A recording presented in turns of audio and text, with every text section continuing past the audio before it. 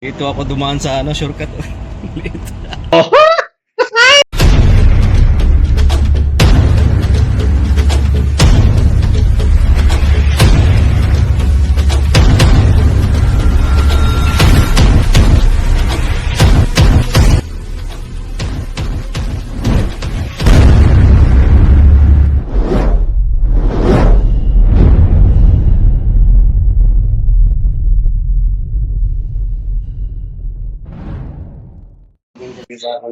Yan guys, dito nga pala tayo sa ating trupang barbero sa bago nilang tahanan. Ano pangalan ng barbershop niya? Passion Cut Gen Salon.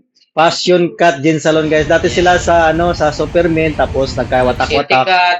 tapos nag City Cut Salon, tapos nagkawatak-watak na yung iba, umuwi, nag for good. So ito lang matibay nating trupa dito. So dito lang to sa ating update lang ito sa buhay dito sa abroad. Dinala ko sila, nakatambay muna tayo dito kasi day off natin, mga kadongers. Ayan. Grabe talaga. Ang init sa labas ngayon. Super. Super init. Kita mo na. Grabe 52 guys, tignan mo. Kasi Dodo, balik ka din. Nakakita niyo yung pipinditin niya para doon, para sa kanya.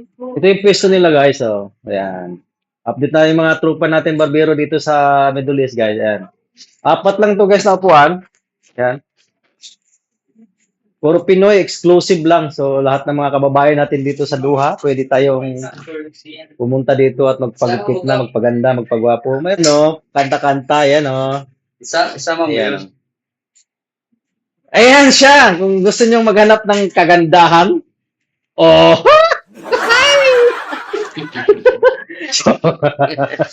dito lamang yan sa Passion Cut Gen Salon. Right. Almansora. Diba? Update na lang mamaya guys. Tayo pauwi na maya-maya. Okay. Dahil nahabol ako ng train. Nagtitrain lang po ako sa area namin. Nagmi-metro lang ako. Alright? Kaya see you guys. And update lang ito yung buhay natin dito sa Doha, Qatar. Kaya okay naman kami dito. So far. Okay. So far, so good. Alright. Bye-bye. Uwi na ako mga kadongers. Grabing humid pa din, Gabi na, mag-alas 12. Dinalaw ko lang yung aking mga kaibigan. Nagkawatak-watak na sila. Bagong salon na yung pinagtrabaho nila ngayon. Yung iba, umuwi na, So, for good na mga kadongers. Tayo kaya kailan? Ito ako dumaan sa shortcut. habol tayo ng guys, train. Buti na lang yung train dito ay matagal magsara. Yo,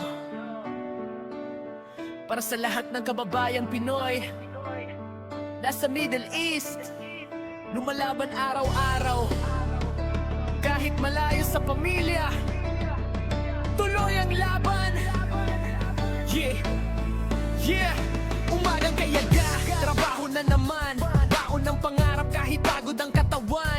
Init ng araw, minsan walang pahinga, para sa pamilya lahat kakayanin talaga. Sa Qatar, Dubai, Saudi at Kuwait, Pinoy sa trabaho, araw-gabi ang grind. Malayo man sa sariling bayan, pamilya ang lakas, sila ang dahilan. Pinoy, saan man mapunta, laban lang ng laban, huwag susuko sa problema. Middle East life, ibang klase ang buhay, para sa pamilya kahit mahirap, tuloy ang biyahe.